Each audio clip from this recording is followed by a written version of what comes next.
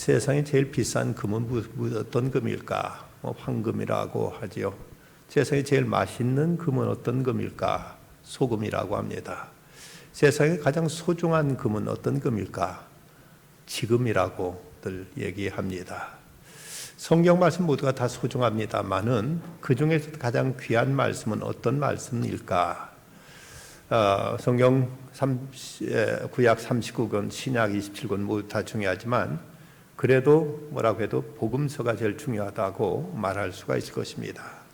그럼 또 복음서 중에서도 가장 핵심적인 말씀은 어떤 말씀일까? 바로 우리가 오늘부터 배우게 되는 산상수훈, 마태복음 5장, 6장, 7장 이 3장을 가르쳐서 이제 산상수훈 또는 산상보훈, 예수님께서 산에 올라가셔서 제자들에게 말씀해 주신 가장 보배 같은 말씀, 그리고 중심과 핵심이 되는 말씀이라고 해서 산상수훈이라고 이렇게 부르고 있습니다. 이단들을 보면 대체로 그들이 좋아하는 말씀은 요한계시록 아니면 다니엘서, 에스겔서, 이사야서 등 이런 어떤 예언서들을 많이 좋아합니다. 물론 이것도 다 하나님 말씀이기 때문에 우리가 부정하면 멀리해서는 안 되죠. 하지만 가장 중요한, 가장 핵심이 되는 성경의 가르침이 있다면 무엇보다도 복음서고, 또 복음서 중에서도 예수님께서 당신의 그 교훈의 말씀을 가장 핵심적으로 이제 전해주신 이 산상수훈이야말로 가장 기독교 정신의 진수라고 이렇게 말할 수가 있을 것입니다. 이 산상수를 가르쳐서 복음 전체의 중심이다 또는 성경의 종합이다고 이렇게 격찬하는 사람들도 있습니다. 기독교의 어떤 그 핵심적인 가치, 그리고 특별히 기독교인으로서 어떻게 살아야 될 것이냐 하는 기독교인의 윤리가 집대성된 것이 바로 이 산상수훈이라고 말할 수가 있죠. 예수님께서 사역을 시작하시면서 이 산상보훈을 들려주기 전에 예수님께 두 가지 일을 하셨습니다. 그 첫째는 예수님이 세례 받으신 일이고, 또 하나는 광야에 나가서 시험 받으신 일입니다. 여기서 예수님께 세례 받으실 때 하늘로부터 소리가 나서 이는 내 사랑하는 아들이요 너희는 그 음성을 들으라 하는 이런 말씀이 들렸고, 그래서 이제 이 세례를 통해서 예수님의 하나님의 이제 뜻을 받들어서 이 땅에 오신 그 목적이 바로 죄 빠진 인간을 구원하기 위한 당신의 오신 목적이 이 세례를 통해서 우리 계시됩니다. 그런가 하면 예수님께서 이제 그 세례를 받으신 다음에 광야에 나가서 40일간 금식하시고 마귀에게 시험을 받으시죠. 그때 마귀는 돌을 가지고 떡을 만들어 먹으라는 이런 시험을 합니다. 그때 예수님께서 사람이 떡으로만 살 것이 아니요 하나님으로 나온 모든 말씀으로 살 것이라고 이렇게 그 시험을 물리치셨습니다. 이제 두 번째 시험은 성전 꼭대기에 뛰어내리라 할 때 주 너희 하나님 시험치 말라고 이렇게 예수님의 말씀으로 저들이 시험을 물리치셨고, 또 세상 모든 아름다운 것을 다 보여주면서 내 절을 하라, 그럼 이 모든 걸 주겠다고 이렇게 마귀가 유혹하자 주 너희 하나님께 경배하고 다만 그를 섬기라고 이렇게 말씀하시면서 마귀의 시험을 이겨내십니다. 이런 예수님이 시험 받으신 모습을 통해서 우리가 생각할 수 있는 것은 예수님께 어떤 방법으로 어떤 이제 모습이 이 땅에 사역하실 것인가를 예수님께 보여주신 하나의 예표라고 말할 수가 있습니다. 예수님은 돌 가지고 떡을 만들어 어떤 마술을 행하신 것도 아니었고, 또 높은 곳에 뛰어내리는 이런 모습을 통해 어떤 사람들의 인기를 얻고 사람들에게 깜짝 쇼를 하시면서 사람들의 마음을 사로잡으려고 하시지도 않으셨습니다. 그리고 어떤 세상 부귀영화와도 타협하지 아니하시고 오직 당신의 오신 뜻을 이루기 위해서 이제 하나님 말씀으로, 그리고 이제 당신의 고난과 십자가를 통해서 이 땅에 당신의 사역을 펼쳐가시는 이런 모습을 보여주셨습니다. 예수님께서 이제 들려주신 이 산상수훈의 말씀, 마태복음 5장, 6장, 7장, 3장에 걸쳐서 기록되어 있는데 이것이 이제 전체적으로 107절로 되어 있습니다. 근데 누가복음에도 이 산상수훈의 일부가 기록되어 있는데 누가복음 6장 20절부터 49절까지 29절 안에 기록되어 나타나 있기도 하고, 또 34절은 여기저기 누가 보면 이곳저곳 흩어져 있고, 그리고 나머지 47절은 누가복음에는 기록이 나타나 있지 않고 이 마태복음 5장, 6장, 7절에 무려 107절에 걸쳐서 예수님의 그 보배 같은 말씀들이 기록되어 있습니다. 오늘 말씀 1절에 보면 예수께서 무리를 보시고 산에 올라가 앉으시니 제자들이 나온지라고 이렇게 말씀하십니다. 산에 올라가셨을 때 제자들이 나오자 예수님께서 이제 앉으시니 무리를 제자들이 나온지라. 예수님께서 앉아서 제자들에게 편안한 상태에서 말씀을 가르쳐 주신 것으로 이렇게 나타나 있습니다. 여기서 이제 예수님께서 산상수훈을 들려주시면서 맨 처음 8복, 8가지 복에 대해서 말씀하시는데 무엇이 과연 복이냐 하는 이 문제에 대해서 말씀하시면서 심령이 가난한 자가 복이 있다고 이렇게 말씀하십니다. 여기 그러면서 애통하는 자가 복이 있다, 온유한 자가 복이 있다 등 이제 점점 한 단계 한 단계씩 이 복, 8가지 형태의 복으로 이제 복된 자가 어떤 모습이 진정 복이 있는 모습인가를 가르쳐 주고 계시죠. 여러분은 무엇이 복이라고 생각하십니까? 많은 사람들은 어떤 소유를 복이라고 생각하죠. 많은 재산 아니면 어떤 권력, 어떤 이제 힘 이런 것을 누리게 되면 이걸 복이라고 생각합니다만은 예수님께서 하신 이 복의 참된 의미는 이런 어떤 소유에 있다기보다는 어떤 인격과 그 존재에 있다. 바로 여기 나오는 이 모든 그 8가지 복의 모습들은 이건 예수님의 성품을 보여주고 있고 또 이건 하나님과 관계 속에서만 이루어질 수 있는 이런 복으로 우리에게 이제 소개되고 있습니다. 그럼 여기서 가난하다, 이 가난한 자가 복이 있다고 말씀하셨는데 여기서 가난이란 어떤 의미가 있을까? 우리가 일반적으로 생각하면 어떤 물질적인 가난을 생각하기 쉽습니다만은 그런 물질의 가난이 꼭 복이라고 우리가 단정할 수는 없습니다. 부 자체가 무조건 복도 아니지만 가난도 그 자체가 그것만 가지고 우리가 가난하기 때문에 복이 있다. 물질적인 가난 그 자체를 여기서 말씀하고 있는 것이 아니라 심령이 가난한 자, 마음이 가난한 자가 복이 있다고 이렇게 말씀하고 있습니다. 사람들 중에는 물질은 가난해도 마음은 가난하지 못한 사람들도 있습니다. 어쩌면 지금 북한 사람들이 그러지 않은가. 찢어지게 가난한데도 대단찮은 자존심 가지고 공갈치고 협박하고 하는 모습 보면은 그들 마음은 결국 가난한 마음이라고 성경에서 말씀하고 있는 그런 가난한 마음하고는 거리가 멀다는 것을 우리가 생각하게 됩니다. 복음서에 나오는 부자 청년의 모습은 그런 물질적인 부자였습니다. 하지만 그 또한 마음이 가난하지 않았습니다. 모처럼 예수님께 영생에 대해서 물으러 왔다가도 내 가진 것을 다 팔아서 가난한 자에게 주고 너는 날 따르라 하고 말씀하시자 그는 그가 소유가 많았으므로 근심하여 돌아갔다고 성경은 그렇게 기록하고 있습니다. 이런 모습 보면 물질이 많든 적든 물질이 많아도 이제 가난하지 못한 사람도 있고 물질이 적어도 가난하지 못한 사람도 있다면 이건 물질의 문제와 직접적인 관계가 있는 것은 아니라는 것은 알게 되죠. 물론 물질이라는 것, 재물이라는 것은 우리가 살아가는데 꼭 필요한 것이고 이건 우리가 유익한 것만은 사실입니다. 그러나 이 물질로 많은 것을 얻을 수 있다고 생각하지만 그러나 가장 중요한 것, 가장 우리 삶에서 본질적이고 핵심적인 것은 물질을 통해 얻을 수 있는 것들은 이제 거의 없다고 말할 수가 있습니다. 그런 말을 했죠. 돈으로 침대는 살 수 있지만 잠을 살 수는 없다. 돈으로 책은 살 수 있지만 지성을 살 수는 없다. 돈으로 음식을 살 수는 있지만 식욕을 살 수는 없다. 돈으로 집을 살 수는 있지만 돈으로 가정을 살 수는 없다. 돈으로 약을 살 수는 있지만 건강을 살 수는 없다. 돈으로 사치는 살 수 있지만 돈으로 문화를 살 수는 없다. 돈으로 쾌락은 살 수 있지만 행복은 살 수 없다. 돈으로 십자가는 살 수 있지만 구세주는 살 수가 없다.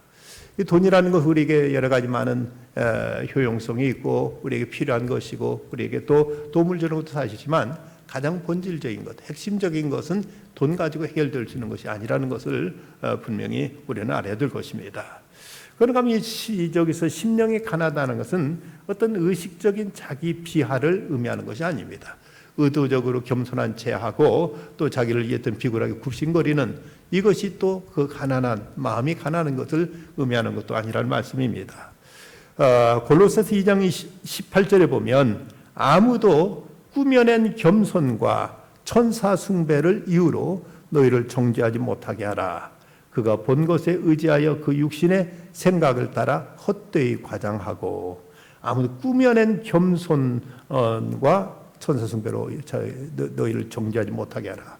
꾸며낸 겸손, 그저 사람들 앞에 겸손한 척하고 비굴한 척하는 이것이 여기서 또 성경이 말하는 마음이 가난한 자의 모습이 아니라는 것입니다. 사람들은 어떤 이제 힘 앞에서는 스스로 자신을 굴복하고 낮추고 그러면 겸손한 척도 합니다만은, 앤드류 머레이는 말하기를 스스로 자신이 겸손하다고 생각하는 사람은 가장 겸손하지 못한 것이라고 이렇게 말을 했습니다. 스스로 겸손하다고 생각하면, 진정 겸손한 사람은 자신이 겸손하다는 생각조차도 하지 못하죠. 그런데 나는 겸손해 하는 것 자체가 이미 그 안에 또 하나의 교만이 있고 거짓이고 어떤 허위가 있음을 우리는 알아야 되겠습니다. 우리는 여기 성경에 말씀하는 가난이라는 것, 이것은 철저하게 자기 자신으로서는 아무것도 할 수 없다는, 자신의 무능과 특별히 자기 의를 철저히 부정하는 것. 여기서 말씀하는 그 가난이라는 말 속에는 그야말로 찢어지게 가난한 것, 아주 자기 홀로는 생존 자체가 불가능한 이런 상태의 가난을 말하는데, 이것은 이제 특별히 의의 문제에 있어서 나는 이 모습이 이대로는 도저히 안 된다. 내 자신의 의로서는 도저히 하나님 앞에 나갈 수도 없고 그분의 은혜를 입을 수도 없고 그분의 구원을 우리는 얻을 수 없다고 스스로 자기 자신의 의를 절대로 부정하는 상태가 성경에서 말씀하고 있는 가난의 의미라는 것을 우리는 알아야 되겠습니다.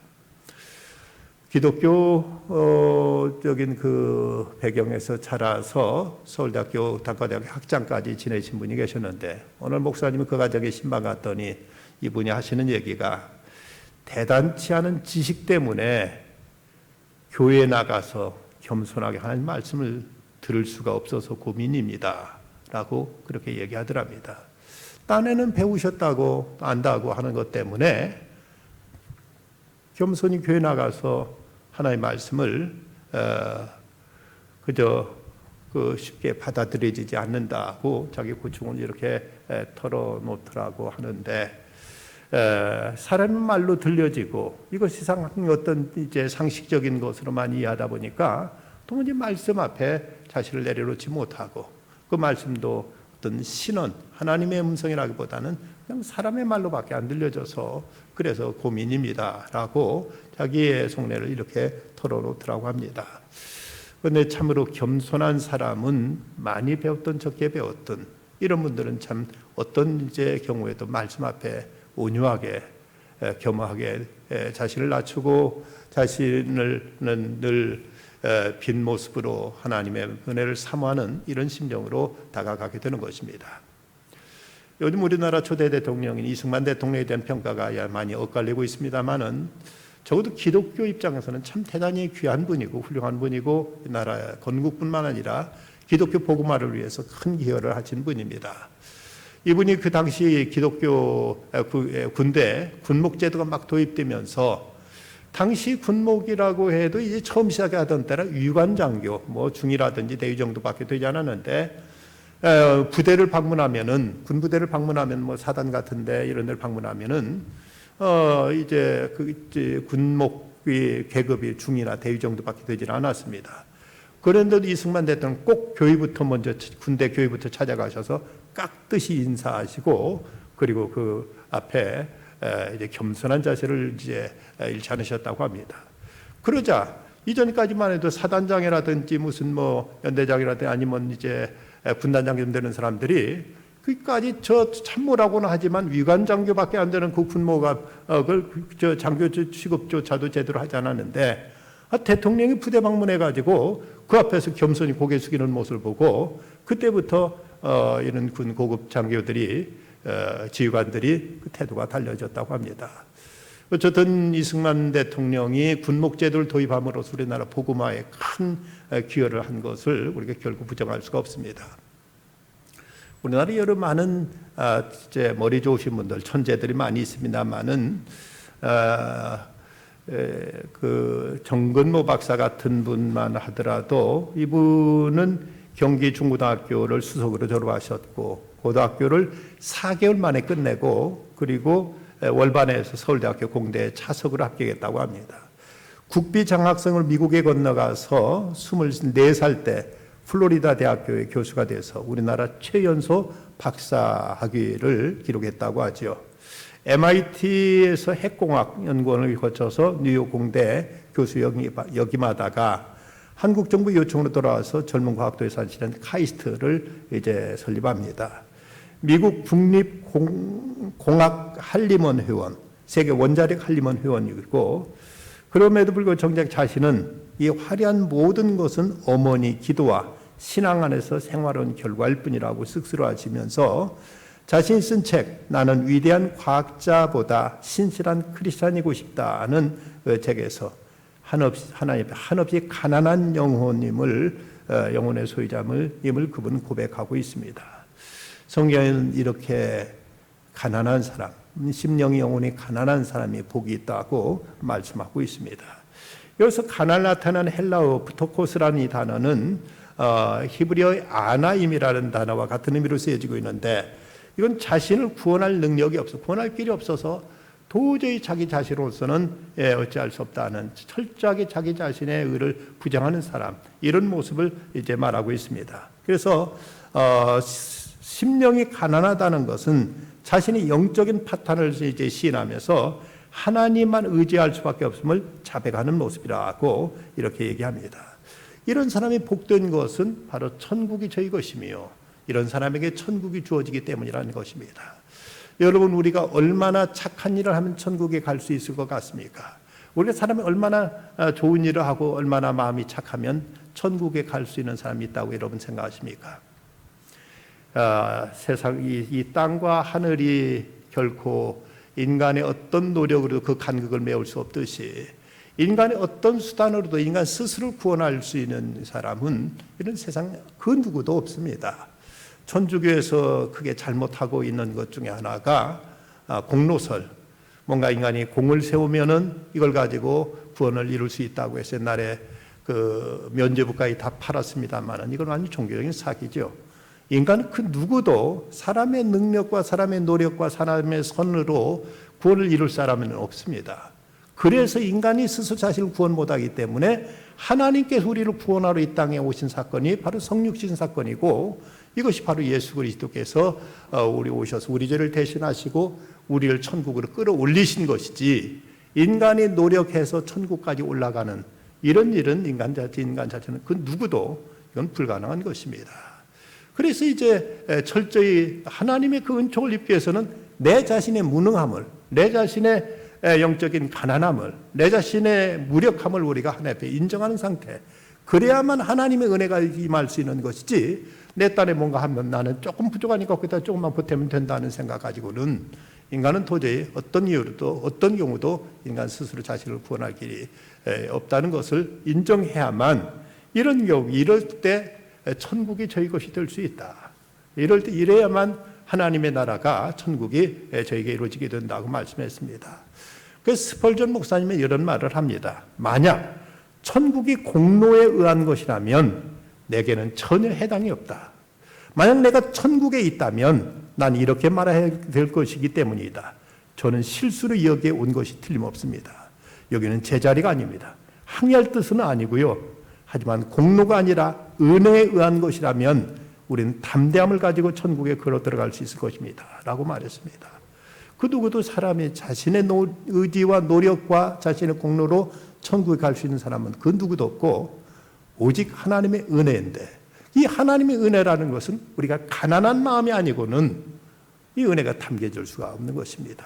그래서 이 가난한 마음이 가난한 자가 복이 있다고 말씀하시는 것이, 하나님 앞에 자기 영적인 파탄을 고백하고 하나님 나를 불쌍히 여겨주십시오, 오직 주님의 은혜만 내려주십시오 하고 주 앞에 겸손히 고개를 숙이고 주의 자비를 구하는 이 마음이 바로 복되다고 주님은 말씀하고 있습니다.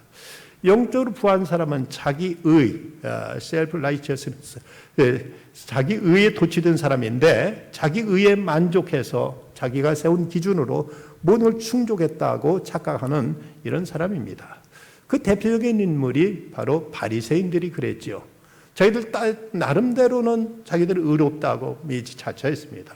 그들은 뭐 11주도 잘 내고 금식도 자주 하고 나름대로는 율법도 많이 알고 이 종교적 어떤 규례도 많이 지켰는데 오히려 그런 것 때문에 자기 의가 가득해가지고 하나님 앞에 겸손하지 못했고 사람들 앞에 교만했고 그러면서 하나님 은혜가 임할 수 있는 어떤 이제 공간을 저들은 가지질 못했던 것입니다. 그래서 저들이 하나님 앞에 나가 기도한다고 하면서도 뭐라고 했는가 하면은 하나님이여 나는 다른 사람들 곧 토색, 불의, 간음을 하는 자들과 같지 아니하고 이 세리와도 같지 아니함을 감사하나이다. 나는 일에 2번씩 금식하고 또 소득의 11조를 드리나이다. 여기 기도를 보면 기도라기보다는 자기 자랑밖에 없습니다. 나는 이렇게 똑똑합니다. 나는 이렇게 잘했습니다 하는 이건 기도가 아닙니다. 그러나 그때 세리의 기도는 어떠했습니까? 하나님이여 불쌍히 여겨 주시옵소서 나는 죄인으로소이다. 이 세리와 바리새인은 전혀 비교의 대상이 되지 않는데도 불구하고 예수님 말씀하시기를 오히려 세리가 하나님께로부터 의롭다움을 받고 돌아가느니라고 이렇게 말씀하고 있습니다. 그렇다면 우리가 하나님의 은혜를 입을 수 있는 길이 바로 이 마음이 가난한 자만이 하나님께서 어여삐 여기시고 긍휼히 여기시고 우리에게 자비와 은총을 베풀어 주신다고 말씀하고 있습니다. 심령이 가난한 자는 복이 나니 천국이 그들의 것이며 라고 말씀하고 있는데 여기 천국이란 말이 있고 또 하나님의 나라란 말이 있죠. 천국은 뭐 글자 그대로 이제 우리말로 풀이하자면 하나님의 나라가 천국이고 하늘 나라가 천국이고 또 이제 그 마태복음에서는 주로 하늘나라 천국이라고 이제 많이 이제 표현되어 있고 그리고 마가복음이라든지 누가복음에서는 하나님의 나라라고 이렇게 많이 표현되어 있습니다. 그 차이가 뭘까? 뭐 같은 말임에도 불구하고 굳이 이렇게 다르게 표현한 것은 이 마태복음은 주로 유대인들을 대상으로 기록된 복음서입니다. 근데 유대인들은 입에 하나님이란 말 자체에 올리는 걸 상당히 이것을 두렵게 생각했습니다. 어떻게 우리가 하나님을 우리가 입에 올릴 수 있느냐. 그래서 하나님의 나라지만 하나님이라는 표현을 잘못 쓰고 하늘나라라고 그래 천국이라고 이렇게 불렀는데 원래 의미는 같습니다만은 어쨌든 마태복음에서는 그 유대인들은 제3계명 하나님의 이름을 여호와 이름을 망령되이 걷지 말라는 그 계명에 의해서 저들은 하늘나라라고 표현하면서 하나님이라는 표현을 해서 삼가고 있는 모습을 보여주고 있습니다. 우리들은 하늘나라라고 하면 어떤 이제 공간 개념으로 많이 생각합니다. 그래서 저 로켓을 타고 저 높은 곳에 가면 어느 곳인가 거기서 천국이 있겠지라고 이렇게 생각하는 경향이 있습니다만은 이제 천국이라는 의미는 이것은 어떤 공간 개념이 아니라 이건 통치의 개념입니다. 하나님의 주권이 행사되는 곳이 이곳이 곧 천국인 것입니다. 하나님이 내 심령을 나를 다스릴 때 내 안에 천국이 이루어지게 되는 것이고 하나님 우리들의 가정을 다스리실 때 우리 가정의 천국이 이루어지게 됩니다. 하나님 우리 교회를 다스리실 때 이 교회가 곧 천국으로 바꾸어진다는 사실입니다. 예수님께서 회개하라 천국이 가까웠다는 말씀 그의 나라가 여기에 왔다는 뜻인데 가깝다는 말은 우리는 어떤 시간적으로 생각해서 이제 얼마 남았다 곧 이제 임한다는 그런 뜻 생각합니다만은 여기서는 공간적인 의미로 쓰여져 있습니다.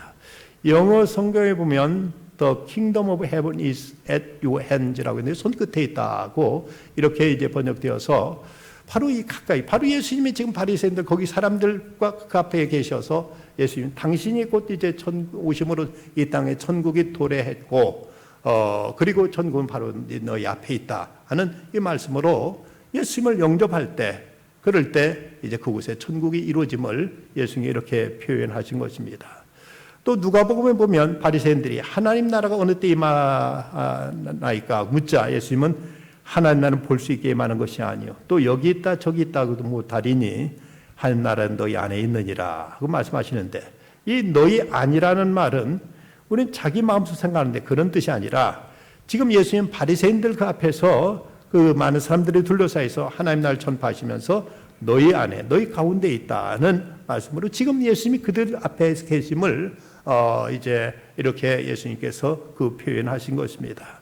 예수님이 오심으로 천국이 도래했고 예수님이 이제 말씀이 선포되고 예수님이 증거되고 예수님이 역사하시는 곳에 이곳에 이제 천국이 이루어진다면 오늘도 우리 심령 속에 주님이 오셔서 주님이 내게 말씀하시고 주님이 나를 다스리시고 주님이 나와 함께 하실 때 그곳에 곧 천국이 이루어짐을 말씀하고 있는 것입니다.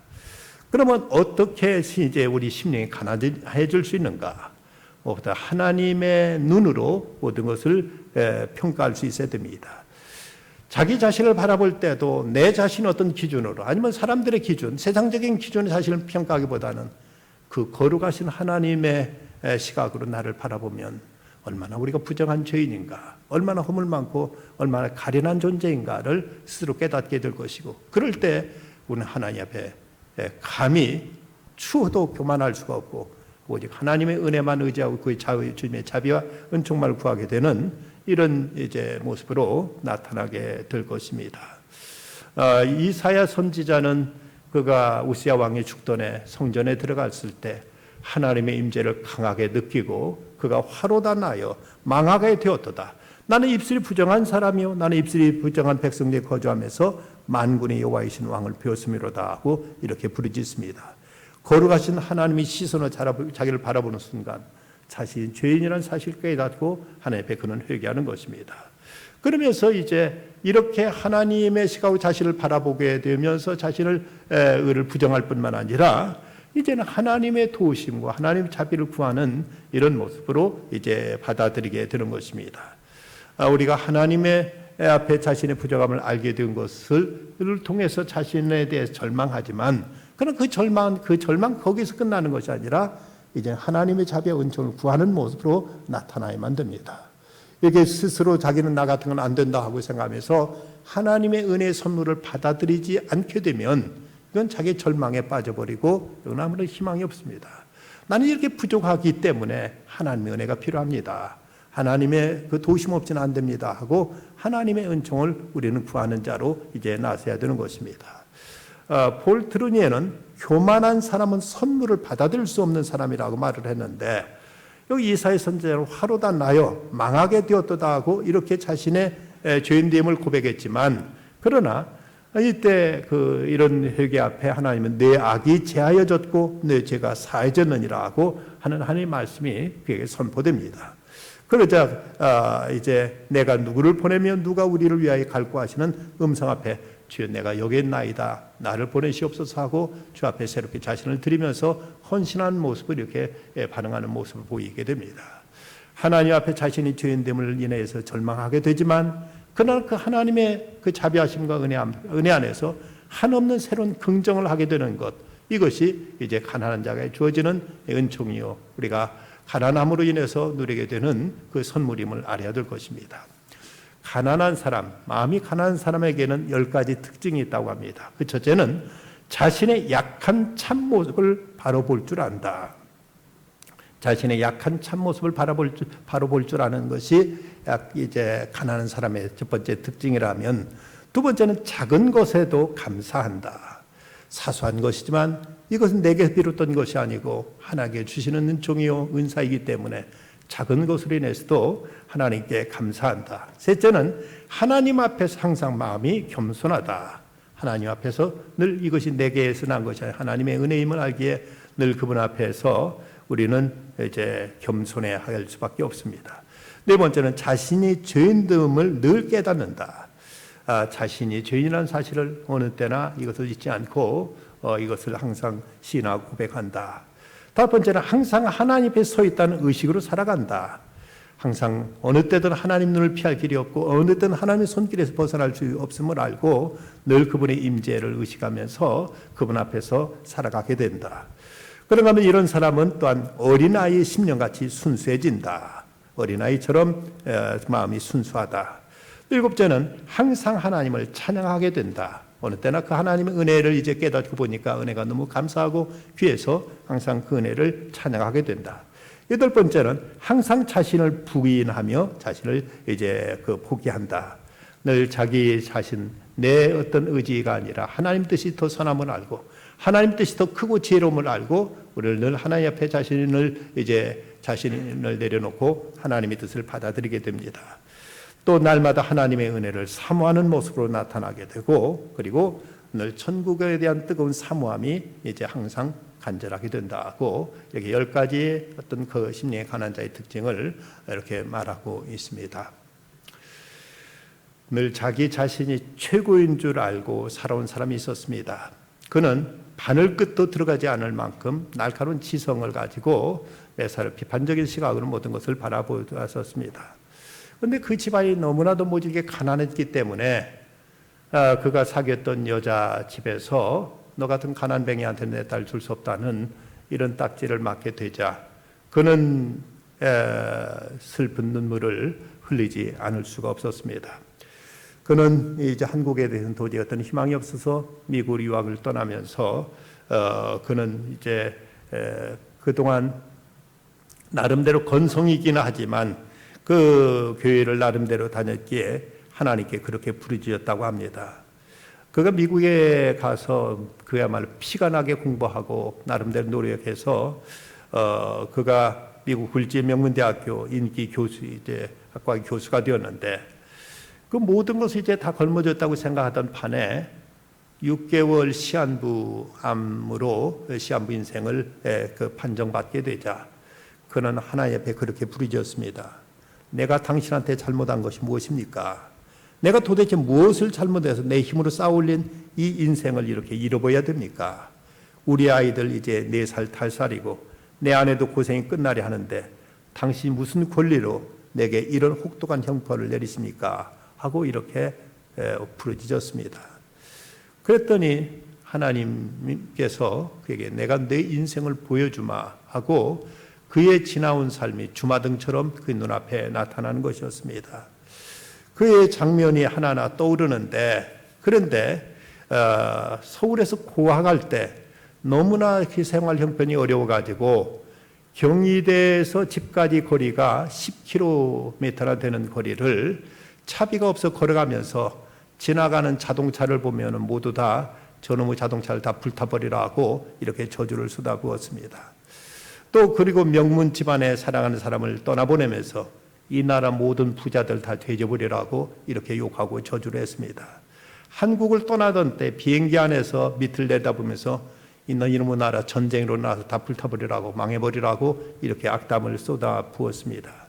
미국에 가서도 오직 성공하겠다는 일념으로 그가 이제 논문을 쓰던데 그 아내가 타이핑해서 논문을 이제 타이핑해주면 그 한자라도 글자가 이제 오타가 나오면은 원고지를 그 아내한테 집어 던지면서 가진 악담을 퍼붓곤 했다고 합니다.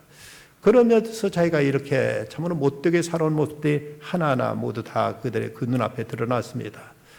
도저히 하나님 앞에 백기를 들지 않을 수가 없었습니다. 살려주십시오. 한 번만 살려주신다면 이제부터 나를 위해 살지 않고 주님의 뜻을 위해 살겠습니다 라고 고백했습니다. 그리고 그 자리에서 자기에게 하나님 보여주신 자기가 살아오면서 자기가 범했던 모든 죄들을 하나하나 이제 낱낱이 기록하기 시작했는데 무려 53페이지에 걸쳐서 자기가 지난날 살아오면서 범했던 하나님 앞에 지었던 모든 죄들을 하나하나 그는 기록해 갔습니다. 정말 그러면서 자기가 그렇게까지 못되고 악한 사람이었는가를 새삼 스스로 깨닫게 됩니다. 그때 하나님께서 그를 품어주시면서 하신 말씀, 내 죄가 사해졌다 하고 하나님 그에게 용서를 선언해 주시더랍니다.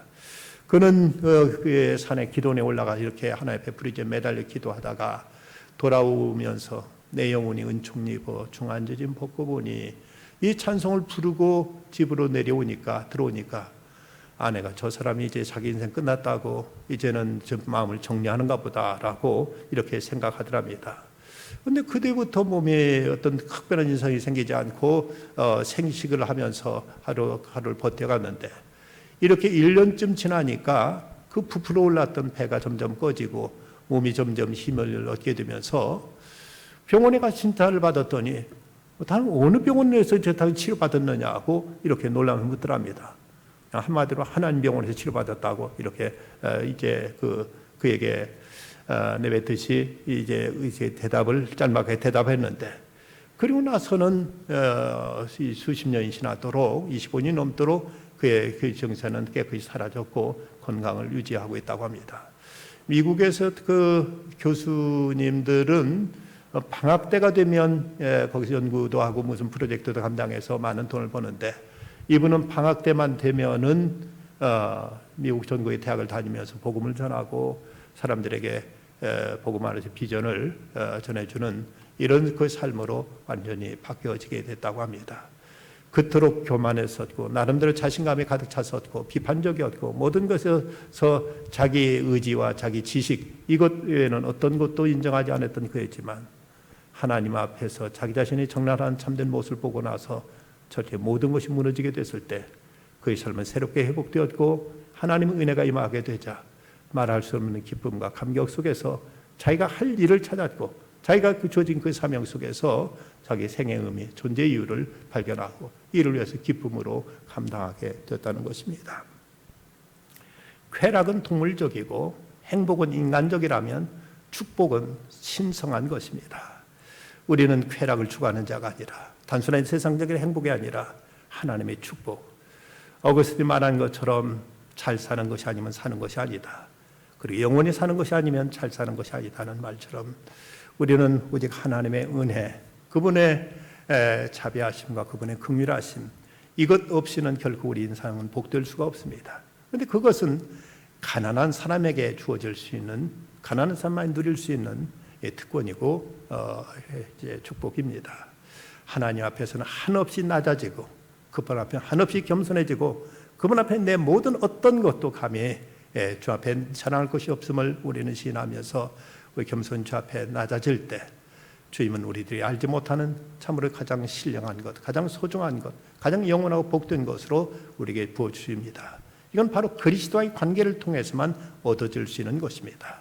내 자신은 도저히 하나님 앞에 설 수 없지만 오직 주님의 은혜로, 주의 자비로, 주의 은총으로 우리가 새 생명을 얻게 될 때 비록 우리가 이 땅에 살아갈 때 우리가 천국을 누릴 수 있게 될 것이고 육신이 이 세상에서 끝난다 할지라도 우리는 영혼을 살게 되는 이런 은총이 바로 그리스도의 성품을 닮아서 마음이 가난한 자가 되어질 때 우리가 이것을 누릴 수 있음을 성경은 말씀합니다. 오늘부터 시작되는 산상수훈의 말씀을 통해서 참으로 주님이 우리에게 그토록 간곡하게 들려주시려 하신 말씀, 주님이 우리에게 그토록 바라시는 주님의 뜻이 무엇인가를 하나하나 우리가 배워가면서 우리의 성품이, 우리의 인격이 점점 그리스도를 본받고 닮아가는 중에 주님께서 우리에게 베푸시는 하늘의 신령한 은혜와 이 땅에서도 진정 그리스도를 닮아가는 아름다운 삶을 통해서 주님의 그 부유하심, 주님의 선하심, 주님의 그 신령하심이 늘 우리 속에 새롭게 샘솟는 복된 삶을 누리는 우리 모두가 되기를 간절히 기원합니다. 기도하십시다. 고마우신 아버지 하나님, 이 밤도 주님 앞에 나와서 예배자로 있게 하심을 감사합니다. 세상에 아무리 많이 음식 먹어도, 세상에 아무리 많은 돈을 벌어도, 아무리 높은 위치에 올라가 떵떵거려도 이것으로 채워줄 수 없는 저희들에게 영혼이 있기에 이 밤도 저희들은 사모하는 마음으로 주 앞에 나와서 겸손히 주의 말씀을 받습니다. 주님이 분명 저에게 하신 말씀대로 심령이 가난한 자가 복이 있다, 천국이 그들의 것이라고 말씀하신 것처럼 주님 앞에 한없이 가난해지게 해주시고, 그래서 우리 주님이 베풀어 주시는 그 하늘의 신령한 복들로, 주님의 그 풍성한 보화들로 가득히 체험받는 저희들의 복된 영혼들 되게 해주시옵소서. 예수님의 이름으로 기도드리옵나이다. 아멘.